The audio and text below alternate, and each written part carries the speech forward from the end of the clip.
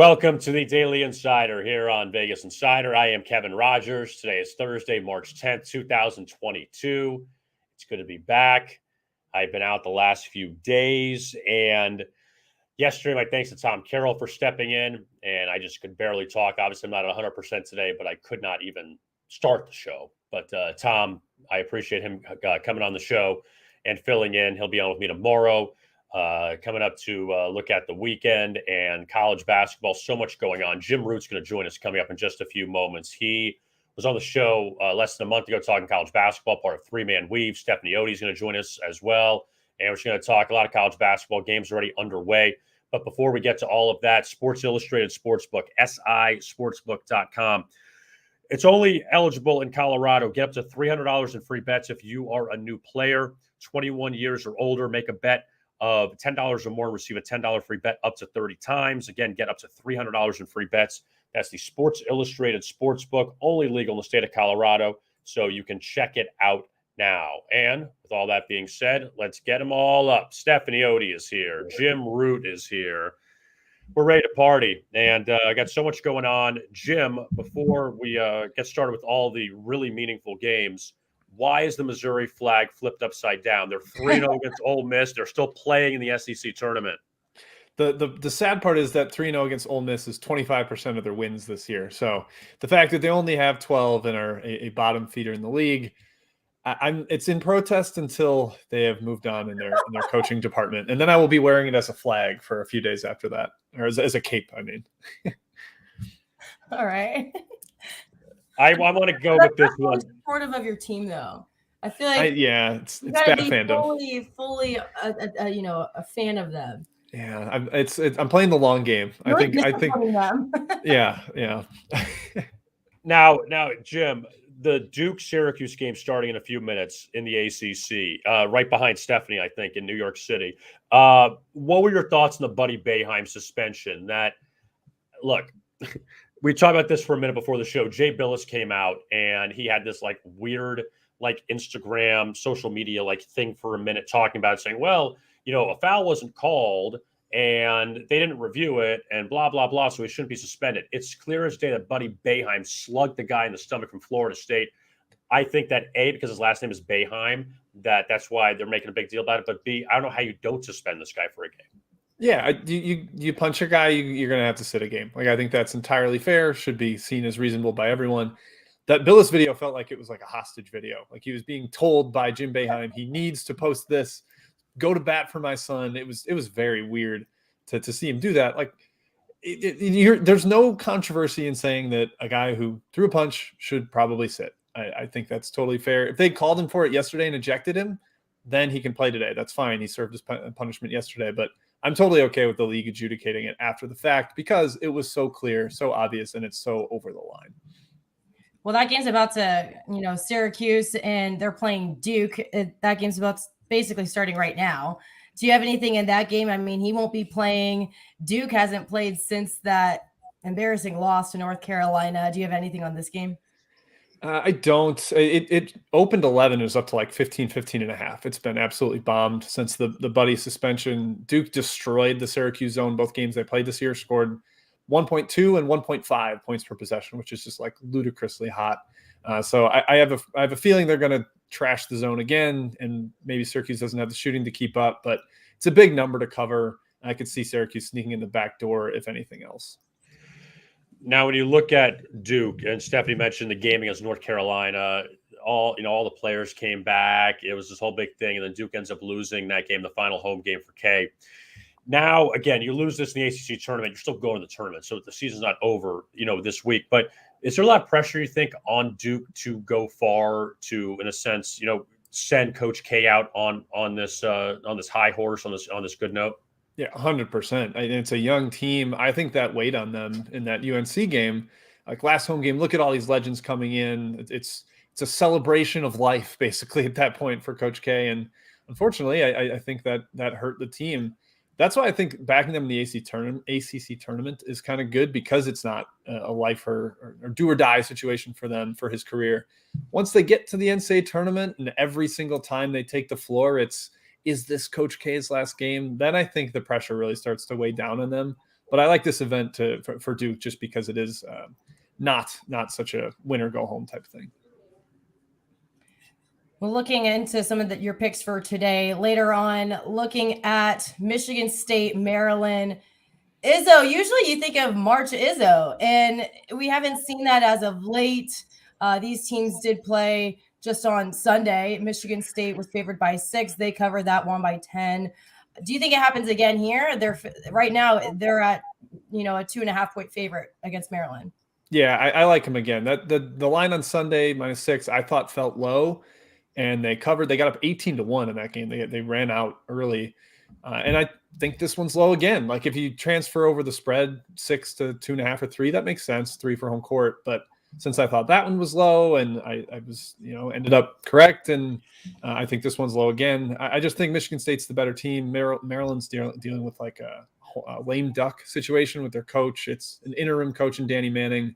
Michigan State has a lot more to play for, with the NCAA tournament seeding up for grabs there. I just think they're a little bit better. Tyson Walker emerged late for them in the backcourt, giving them an extra offensive weapon. Yeah, I like Michigan State laying the small number there in the Big Ten tournament. I'm going with you. Izzo, baby. We got props. Woo! I love it. Are you allowed to wear that? You're an Ohio State Buckeye. Are you allowed to wear that? Okay, it's basketball season. I never rely on the Buckeyes in March, or actually at all in basketball. Yeah, I can see how you might be scarred after last season. Yeah, it's been that way for me. Well, yeah, the Big Ten kind of screwed me last year, but I can't get high on the Buckeyes in hoops. Football all day long. Let's go. But so you understand why my flag's upside down, right? My basketball team has let me down. I'm a Buckeye fan. Like I will always find, but also it's the Big Ten. Like everyone, like Urban Meyer, for example, would never let me say the word Michigan. Like I remember, like not even like on an interview or anything, I would be talking to him and he would be like, "Don't say that word," and I thought I was like cursing. And I look at his wife, Shelly. I'm like, "What did I say?" And she goes, "You said Michigan." And I was like, "Oh my gosh!" Yeah. How do you refer to them? Oh my gosh, that team up north, TTUN. all throughout Columbus, you cross out the letter M. Like in school, when you were like, I remember our spelling tests were on Friday, and when we were like doing spelling in grade school, you could literally put like an X circle, and that would indicate I'm using the letter M, but it's Buckeye country. We're not going to use it. Our teachers would allow that. Now, I want to ask you this, Jim. When you handicap these games, now we're getting into this second, third days, depending on which tournament it is. Do you like riding the momentum with the team that played yesterday versus the team with the bye? For instance, you look at Butler. They came back and beat Xavier last night. When you look at Virginia Tech, that last second win over Clemson, they got Notre Dame tonight. Do you like riding that momentum against a team that's unrested, or do you say, maybe their luck runs out today? It's case by case. I think both the ones you mentioned went to overtime, and usually I like to fade the overtime teams the second straight day, and the market typically does too. Like you'll see pretty consistently, if a team plays overtime and they're going back to back, the number's going to move away from them the next day. So it's especially like, you'll look at their bench, their depth, whether they have the pieces to play back-to-back games. But if they're like 5 or 6 teams deep and they're playing a team that's more well-rested than them, I will usually lean towards the team with the bye, especially full game. Maybe first half, the team that just played has a little bit of an edge, but you expect them to wear down in the second half. Jim, you were at the WCC tournament, weren't you? Sure was. Yeah. Oh, yeah. So what was your takeaway with Gonzaga? They're the top seed. They really were the headline of it all, but do you think they proved like, hey, we could win the entire tournament? Yeah, I think they gave that impression. And the reason I say that is that they won those 2 games in different ways. The San Francisco game was kind of up and down. San Francisco was missing their best big man, so Gonzaga beat them up inside. Timmy and Holmgren combined for 39 points. Okay, we win that one. Then they go to St. Mary's, who just beat them, kind of manhandled them, honestly. And they take away the paint. Holmgren and Timmy combined for only 18. But their guards go nuts in a half-court game, 66 possessions. Nemhard, Bolton, Strother, all their guards had big games in that one. I think that proved that, last year's Gonzaga team was all offense. This one, they can kind of play both offense, defense, inside out. Maybe they're not as good, just like in a vacuum, as last year's team, but this one can win in different ways. And I think that makes them more viable in March. Is Gonzaga going to get more respect, you think, Jim? I mean, they're going to be a number 1 seed, but you think they get more respect from the people because the WCC was better this year and it wasn't just Gonzaga stomping on teams, that they just show up that because WCC was improved, that they'll get a little bit more, backing from people? I get the sense that the people that have parachuted into the sport late, that doesn't matter to them. It's still the Gonzaga playing nobody on the West Coast. That seems to be like an opinion that will never go away until maybe if they win a national title. And even then, I'm sure it will still be peddled by people. But yeah, maybe a little more respect. They made the title game last year, but it doesn't seem like it's going to be a huge swing. Still a little bit of disrespect and some shade towards the Bulldogs.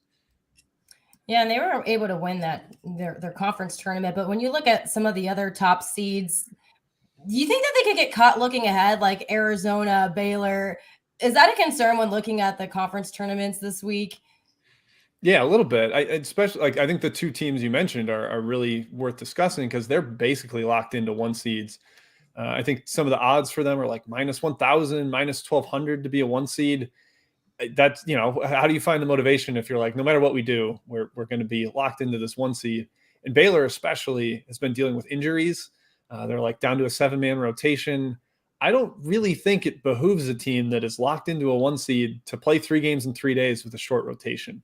So I kind of think they ratchet it down. Like, they're not going to wave the white flag and lose on purpose or anything, but the incentive is going to be less so for them. So even if they win today, I'm looking to fade them tomorrow if they play Texas Tech in a Big 12 semifinal. Now, one of those, Arizona, you mentioned, they play Stanford, and Stanford had that crazy comeback against Arizona State yesterday. They were dead in the water. It's 16-1 in the final 3 minutes. Bad job by Bobby Hurley's team. Just a bad job because they played well down the stretch. But is Stanford worth a look maybe today, getting 15.5, 16? They hung with Arizona last time they played them. They were leading at the half. Arizona ran in the second half. But do you think, even though, like you mentioned, maybe fade these teams off these big comebacks, maybe Stanford holds some value against an Arizona team that, again, really has nothing to play for in a sense because they'll still be a 1 seed? Yeah, I think the thing that could really be open there is the back door. Like, I think even if Arizona does get up, which is possible, I think that they'll probably go with backups soon-ish because there's no reason to overly wear down your starters. So the back door could be open. And even if you don't need the back door, Stanford's got a bunch of size. They can battle Arizona inside. That's usually a huge edge for the Wildcats is they play 2 true bigs. They can beat you up on the glass and in the post. But Stanford has a ton of size. So that negates a large edge for Arizona. And like you said, there's the motivation factor as well that's a concern. Looking at another game that you're taking a bet on today is rivalry game, South Florida, UCF. What are you looking at here? I mean, right now it's at an 8.5-point spread. Is that steep for you? Yeah, maybe a little steep. I think these teams tend to play closer than maybe their numbers would indicate, but they also tend to play unders, and that's what I really like. Not a lot of points between these two. Typically, both games this season went under. 5 of the last 6 between them have gone under. And South Florida is the worst shooting team in the entire country. That's no hyperbole. They are under 25% from deep, 358th in the country, like historically bad. One of the worst shooting teams we've seen in college basketball like this century. UCF forces you to shoot over the top. So I think they struggle to score. The game slows down in a tournament, rivalry setting, so lower possessions would be my guess. So combined efficiency and lower pace, I think the unders are a really strong play between those two. What do you think about UCF losing that game to Tulsa on the buzzer beater the other day, and you just kind of move on? Like, I mean, if you're Johnny Dawkins' team, it's easy to just say, okay, we throw that one out because they're probably not going to the tournament, so we could just move on now to the conference tournament. Is that an easy one just to kind of forget about? Yeah, maybe. I think if this was another regular season game, I would say fade UCF, letdown effort. But because it's a tournament setting and this is kind of, the last hurrah for them, I'm willing to think that they throw that out and not such a big deal. Looking at the SEC, Kentucky, a top team, Auburn coming in strong, Tennessee at the 13. So between those are 3 clear-cut standouts of the SEC conference. But do you think that there's a chance for anyone to come up from behind them as they look ahead? Maybe. I would have given Arkansas some love here, but they're going to be missing Audish Toney, a starter, key defender for them, probably their most versatile defender. He lets them play small ball. He's dealing with an injury and is already announced out for the SEC tournament. I thought they could have given Auburn a real fight in the quarterfinals, but without him, that's an issue.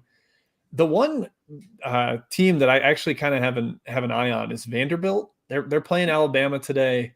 And Vandy had a couple guys hurt for most of the year. Rodney Chapman, a guard, Liam Robbins, a big man, that I think make them a lot better. Chapman moves Pippen off the ball. Pippen's their best scorer. Gives them a little more depth in the backcourt, more playmaking. And then Robbins is a terrific interior defender. People might remember him from Minnesota last year. He was a beast for them, and now he's finally healthy. So they got to get by Alabama today, which is no small feat. They're like a 7-point underdog. But I think they could maybe give Kentucky some issues if Wheeler and Washington, their two guards, are still banged up. Who do you have winning the conference? That said, I'm going with Kentucky to win. After all that run up, I'm still going with Big Blue. I think they're the best team, the highest ceiling. Maybe not the best path for them. I think they probably have the most difficult path, but I believe in their ceiling and the fact that this will mean something to them. They're still in the mix to get up to a 1 seed, so they have some motivation still too. Mm-hmm. Jim, what do you think about Iona? That they get bounced by Rider in the Metro Atlantic, and they were a shoo-in to go to the tournament.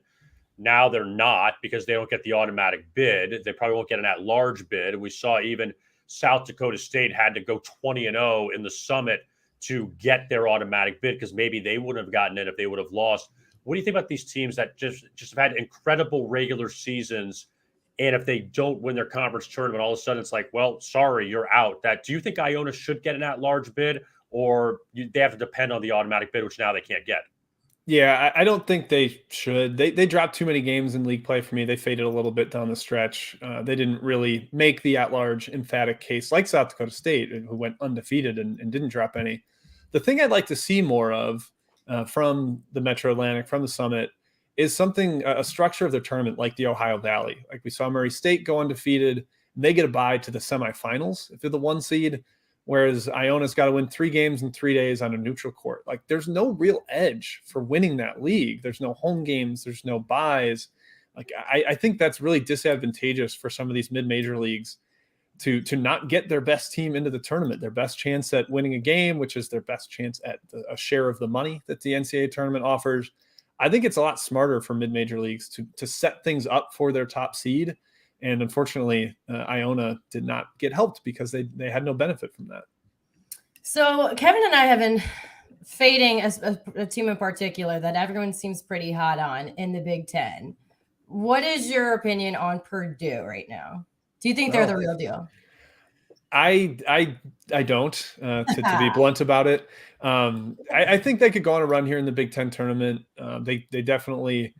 Some of their losses were a little fluky this year, like the bank shots against Wisconsin, the half quarter against Rutgers. Like, I understand where their fans are coming from, that some of their losses were not emphatically losses. However, in the NCAA tournament, they fit the profile of a team that loses early. The defense is not good. They're carried entirely by their offense. I talked about with Gonzaga how they can win in multiple ways. Purdue can't. Like, they basically have to outscore you. Their defense is not going to be there for them to rely on game after game. So that makes me very spooked on them. And teams similar to them are like last year's Ohio State team, last year's Iowa team, my Missouri Tigers in 2012. These teams that are all offense, no defense, and all those teams go out early. It's just a bad formula for NCAA tournament success. In a quick contrast to that, Illinois, do you have them winning the Big Ten then? Yep, they're my pick to win that league. I think you got to go with one of those teams that has the double bye. So Wisconsin, Purdue, Rutgers, Illinois. And I think Illinois is the best of that bunch. They're the most balanced inside out. I think they have a great coach in Brad Underwood. So yeah, the Illini would be my pick there. I want to go back. Stephanie mentioned Purdue. They lost to North Texas last year in the first round. Again, you got to win your conference. North Texas is not getting in if they don't win the conference USA tournament. But what do you think about them if they end up getting out of Conference USA? They had an incredible record in the conference, 23-5 overall. Defensive, they played low-scoring games. You think they can do like they did last year, win maybe a game or two in the tournament? Yeah, their coach is brilliant. Grant McCaslin, likely in line for a bigger job this offseason. Would not be surprised even if they don't make the tournament. I think the momentum's there on how great of a job he's done there. And North Texas fits like the giant killer mold. We think of this as like teams that minimize possessions, so the talent gap between them and a favorite can't bear out. So like slower games, They take care of the ball. They don't turn it over. That's huge. You want possession advantages, and they can shoot the three. They're a great shooting team that raises variance against the favorites that they'll play. So yeah, I think the formula is great for them, and they've got a big shot maker named Tyler Perry, one of my favorite players in the entire sport. Hopefully he gets some national love this season because he's a really fun big time shot maker late in games.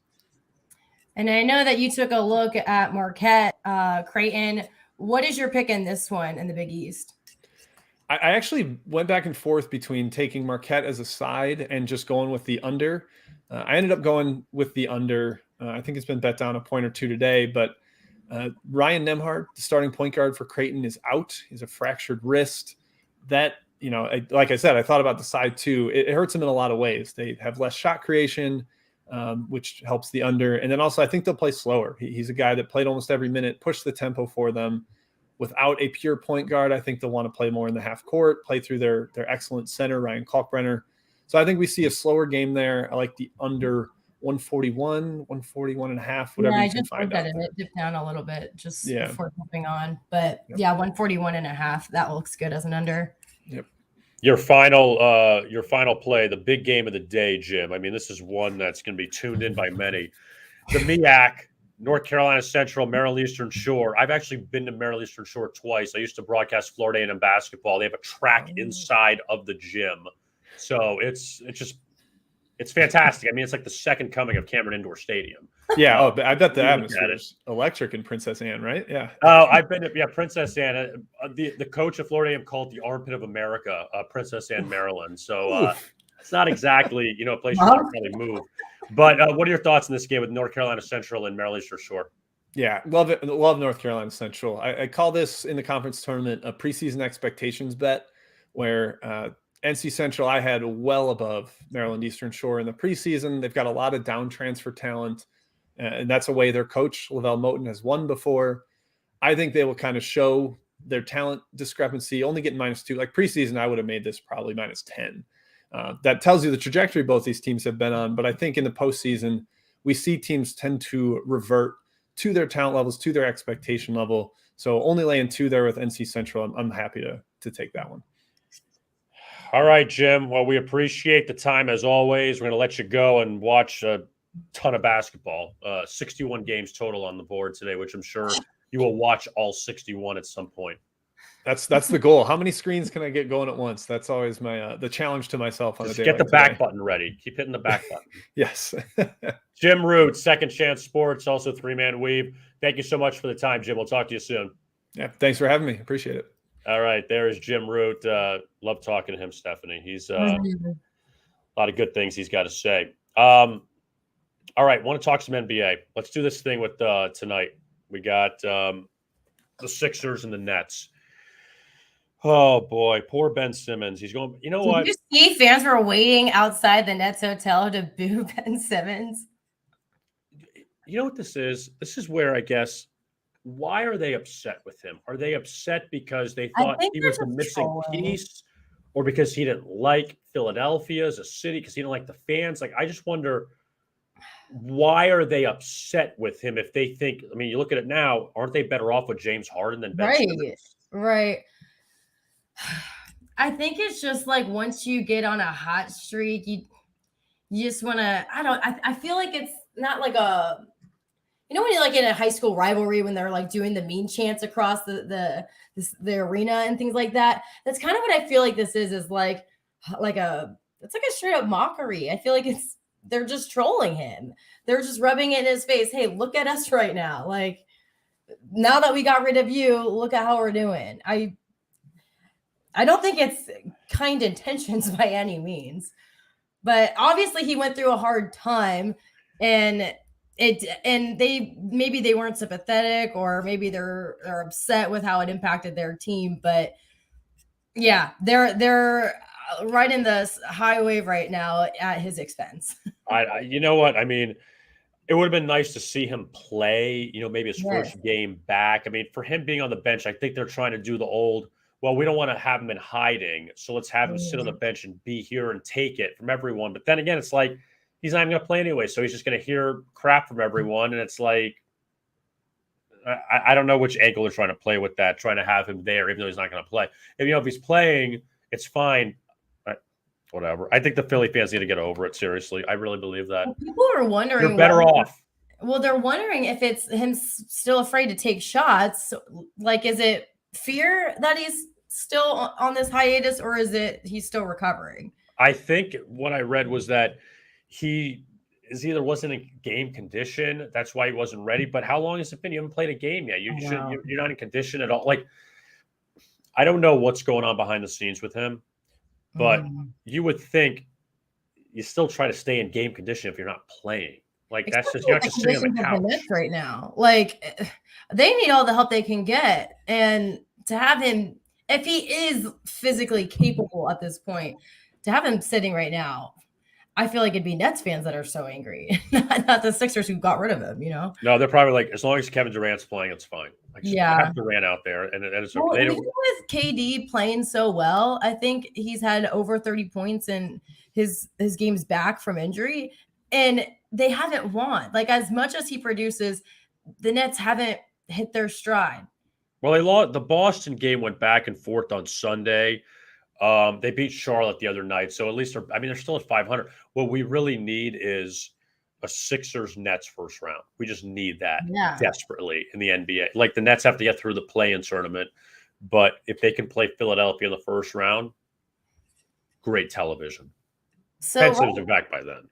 Yeah, so the Sixers are favored by 4.5 right now. I don't want to bet on this one, but if I did take a side, it'd be the Sixers. Yeah, it's 5-0 against the spread ever with Harden playing. Yeah, it's I think that I know it's a tough one. That's why I don't want to bet it, but I definitely, a tough one. Especially with all these college basketball games on. Like, I'm really excited to have this game on, but why today? Like, why today? Well, both those games tonight are tough because the Golden State-Denver game, the second one is tough because Golden State hasn't beaten Denver yet this season. And Philly, you know what scares me is that Brooklyn lost that Boston game the other day. They were right there. They had the lead, and then Boston pulled away, and Jason Tatum had a crazy game.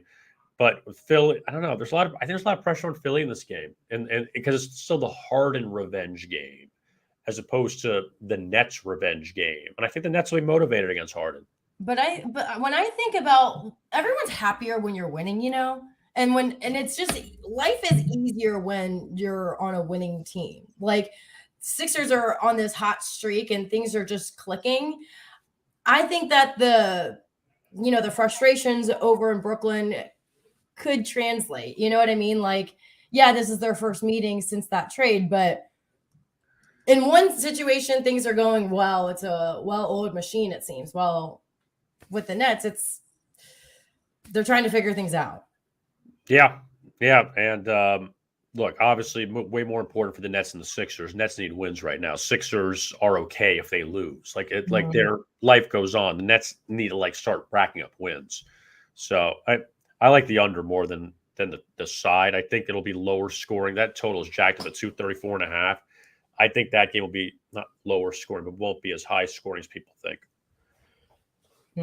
Yeah, I want to watch it. That one I'm not. Oh, I don't know. I'm gonna have to keep thinking about that one. I wouldn't bet on the total, but I do want to bet on Sixers. I'm making money off of them lately, so it's like I want to ride them. But you got to know when to hold them. Know when to fold them. So don't want to ruin my streak. Or just pass on. Just say, forget it. That's what I'm saying. Emotional game. We have plenty of other games tonight. Yes, you have so much action tonight. So it's there's so many things to go over. Yeah. All right. That's it. Shutting it down. Because my voice is I feel like is going. But you know what though? Jim Root was great. Always love talking to him. And also we get off. Now we can watch the college basketball. Yes. So we're not trying to not broadcast, but now this is interrupting our college basketball watching. What's the vibe like over there? Because we, like you said, we have tournaments here. I even think I ran past one of the teams arriving in their hotel. I'm pretty sure I did. But what's the vibe in Florida? Because in New York, it doesn't feel like a sports town. That's a frustration I have here. But No, I mean, you have the SEC tournament in Tampa, but Yeah. the South Florida, no vibe. Seriously. Hmm. No vibe, because you have nothing going on here. Nothing's here.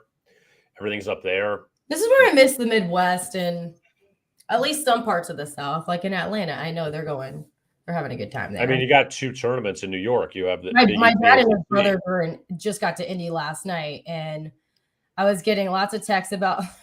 I did not know my parents knew how to use like social media. And my dad's brother, one of them is in Dallas, one of them is in Kentucky with his kids that went to UK, and they all came at me when they found out I didn't take Kentucky to win. So I was like, how did you even know? Like, I didn't know you guys knew how to use social media, but it's the jump shot. That's what it is. I told him, I'm like, it was a value pick. Kentucky was plus 200, Auburn's plus 270. So it was all about the value here. Yeah. Well, I had no idea they knew how to use social media, but they found out who I was taking. They found you on the Twitter or on the TikTok. Yeah, that was wild. That was wild. But no, they have not missed an NCAA tournament in 19 years. So they'll be there even again. when it was shutting down in COVID, I was texting them. I'm like, hey, you guys, they're shutting it down. They were still like, we're grabbing a beer in Indiana. And I'm like, there's no tournament there anymore. So, well, Calipari's got them back this year. They'll be there. Yeah. And see how far they get with his cast of characters that he has. So, all right, we're done. We'll talk to you again tomorrow. Stephanie, thank you as always. And thank you, Kevin. Feel better. Thank you. I'm getting there. I'm ascending, but now I'm like descending after all this talking. But we'll be fine. It's because we're not getting any sleep. We're just staying up, looking at all night long. We just don't take care of ourselves at all. But Tuesday, we'll talk to you again, and we'll have the brackets. So we'll have all that to talk about on Tuesday. I'm pumped. So looking forward to it. Some bracketology. Bracketology is here. Thank God. Jim Root was great. We appreciate him. Second Chance Points on Twitter. Stephanie Otey. I'm Kevin Rogers. Thanks a lot. And as always, best of luck with your bets.